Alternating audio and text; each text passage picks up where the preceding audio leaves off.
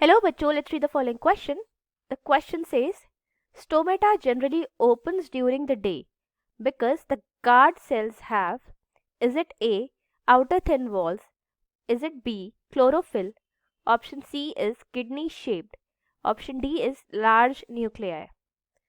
So, हमारा यहाँ पे जो की कॉन्सेप्ट है वो है ऑस्मोसिस. सो देखते हैं होता क्या है गार्ड सेल्स में. स्टोमेटा जैसे कि हम जानते हैं दे आर द ओपनिंग्स जहां से होता है हमारा गैसियस एक्सचेंज. अब ये स्टोमेटा जो है, स्टोमेटा ये ऐसी ओपनिंग्स हैं जिसे किडनी शेप्ड गार्ड सेल्स जो है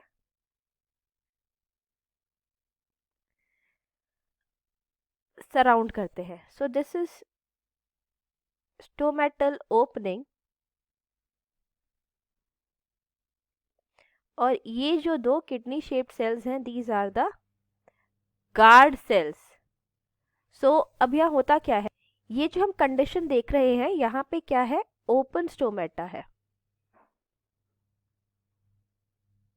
so stomata is open in this condition. During the day क्या होता है कि जो हमारे गार्ड सेल्स हैं, इन गार्ड सेल्स में होता है हमारा chlorophyll.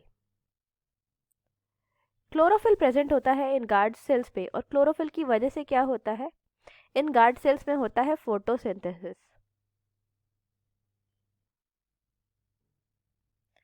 So during the day, अब डे टाइम में ही होगा फोटोसिंथेसिस क्योंकि इसको लाइट चाहिए, तो फोटोसिंथेसिस दिन में ही होगा.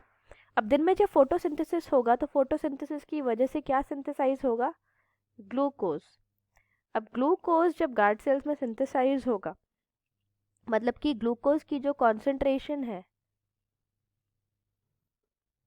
वो होगी इंक्रीज, तो वाटर पोटेंशियल जो है गार्ड सेल्स का वो कम हो जाएगा.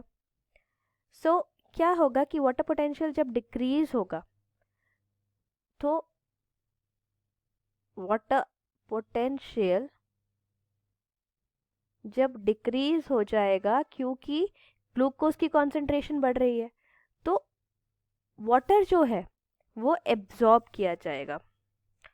सो एक ग्रेडियंट क्रिएट हो जाएगा वाटर जो गार्ड सेल्स हैं और उसके आसपास के जो एपिडर्मल सेल्स हैं उनके बीच में एक ग्रेडियंट क्रिएट होगा, जिसकी वजह से क्या होगा, वाटर जो है वो गार्ड सेल्स के अंदर जाएगा. So water moves in guard cells.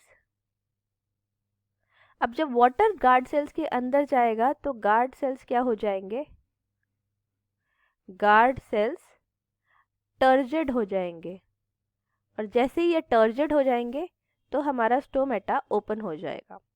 So stomata दिन में ही क्यों खुलते हैं, क्योंकि फोटोसिंथेसिस दिन में हो रहा है. तो वो क्यों हो रहा है, क्योंकि गार्ड सेल्स पे क्या है, chlorophyll. So the correct answer to this question is option B, that is chlorophyll. I hope you understood it well. All the best.